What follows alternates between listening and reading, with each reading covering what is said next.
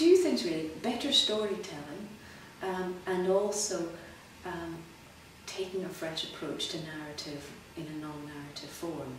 So if you're doing something like Romeo and Juliet, which was a production we worked with the dramaturg together with the choreographer, there are a lot of ballet productions of Romeo and Juliet using the famous Prokofiev score, and the score itself kind of tells you what to do choreographically.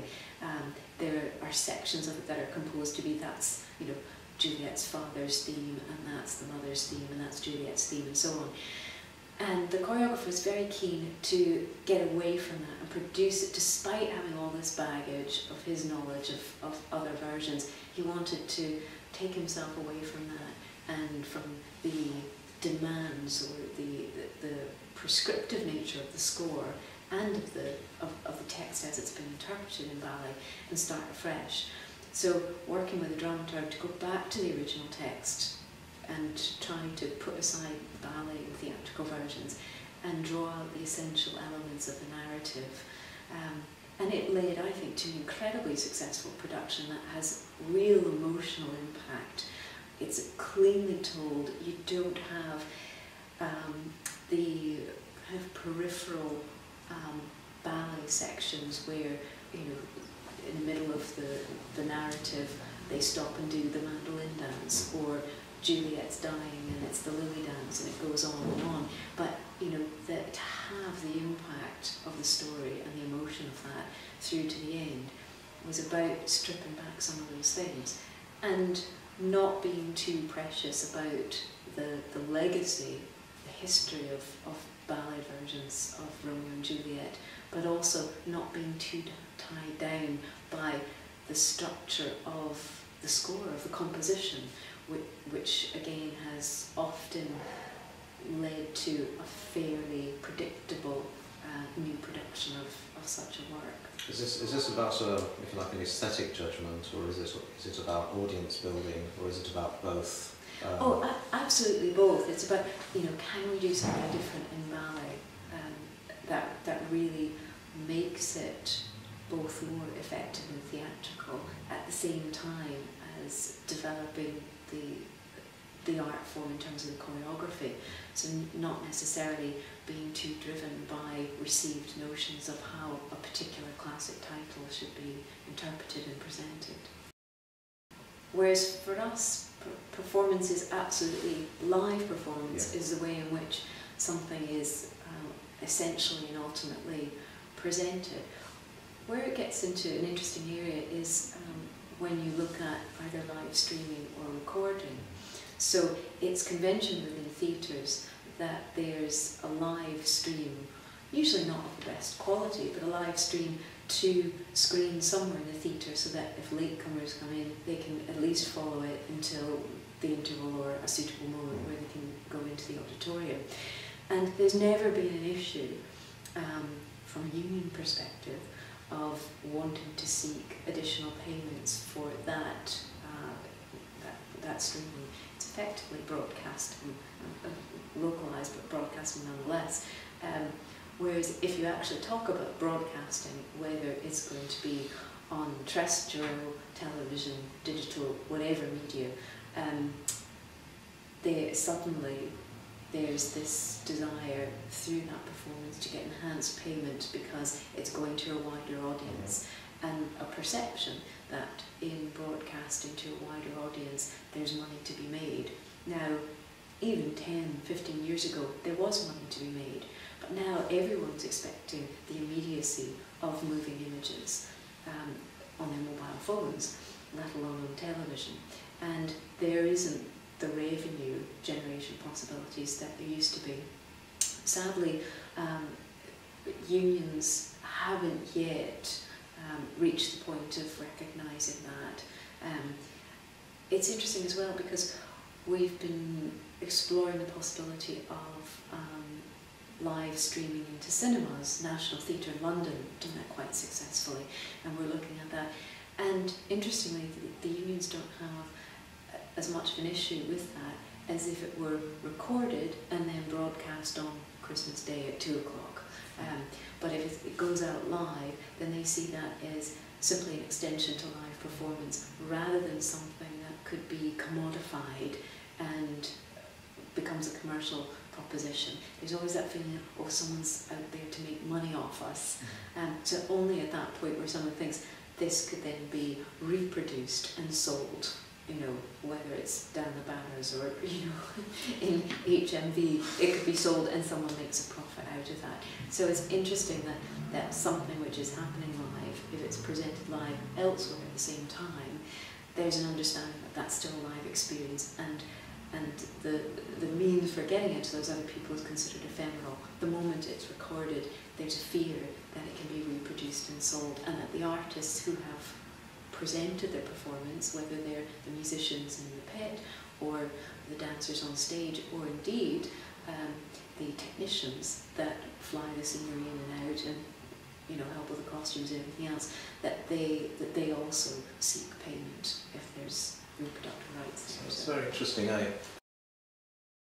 Yes, absolutely. And together with the other national companies, I'm working with Creative Scotland, exploring how we might be able to develop that approach and get the right kit. So there are quite a few cinemas across Scotland that have the facilities now, and they're looking to increase that network. It's interesting because in the past there's been a little bit of resistance from producing companies, theatre companies and so on, to doing that because they feel they would lose audiences for their live shows. But what's been interesting is the National Theatre in London, when they have done cinema streaming of their performances, it's actually increased their audiences to the live performance because people thought, wow, that was fantastic, I must go and see it in the theatre itself. So I've never been worried that it was going to do anything other than grow the audience. And crucially, in a place like Scotland, perhaps more so than elsewhere, there's a way that with the quality that you can achieve now through those sorts of transmissions, you can actually bring an experience that it isn't the same as live theatrical, but it's more cost effective. You're still bringing people together in a sense of community to share a live experience, even though it happens to be on the screen. So there is an element of it being a solution for the future, but not just because ourselves and other companies are going to have to save money. It's more importantly that you're allowed greater access and greater distribution. So it's about getting to more people, not just about how you can do it more cheaply. Yes, I mean, I think that would go with the grain of a lot of arguments about digital communications and the need for, if you like, a universal service dimension to them, actually, which is not, you know, kind of intercuts with what you're doing in certain respects, actually. Yeah. And what we're doing is using new media in a way to enhance those experiences at the moment. So something we're planning for our spring season production is having a live podcast from backstage at the theatre in the half hour running up to curtain up, so that people can, you know, on their phones or on the screen, wherever they are, they can look and see people getting into costumes, makeup, warming up on stage, what's happening with the set, props, the musicians getting into the pit, warming up, all of that. So all of this buzz that goes on backstage while the audience is drifting in, and that will be a live event, and it will cut just before the curtain goes up, so that there's that real sense of seeing behind the scenes. So that enhances what people can experience in a way that they couldn't. No one in the theatre could do that. So we'll have a couple of cameras moving around backstage, and that's great. And I think that's one way that we can ensure that people, wherever they are, whether they're in the Shetlands or sitting in the bar at the theatre, can see something quite special before an event happens. And then the next step is the logical conclusion of actually streaming the performance itself. It's interesting though with something like that, whereas the difference between that kind of event that you're seeing on screen is that you've got a director, you've got camera operators, you've got someone else choosing what you're going to be looking at, how close it's going to be, as opposed to the live experience where you can actually take in the totality of it rather than kind of closing up on particular figures or characters. So whilst I I absolutely love those sort of directed events, and you can actually see more, because that is kind of aiding storytelling or building of an emotion, but it's also where we're coming into the theatre, you as an audience member, even though you're largely passive, you can be choosing which element or aspect you're going to be particularly focusing on. Fundamentally, we've been on Facebook for 5, 6 years now. Yeah, it must be. And Bebo and MySpace, and we've been on Twitter for over 3 years, I think, as well, from very early on in the process. So, and that has been great, because it is developing a conversation with part of our audience in a way that we weren't able to before. So there's that sense of immediacy and commitment and wanting to be part of something. It is very much a younger generation. There are very few people over the age of 40 that engage with our social media work.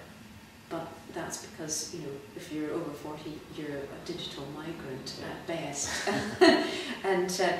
But it's great to see how that has developed a different sense of audience and a virtual community, which then, when they come into the theatre, we try to have events. So if people are following us on Facebook, we occasionally will have a Facebook Friends reception or something where people come together in that way.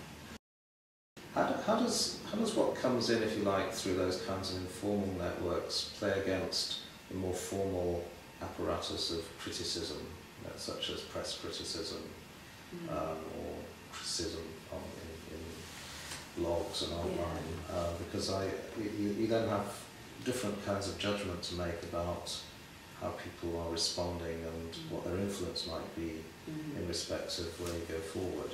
Yes, it's interesting, because I never put much store in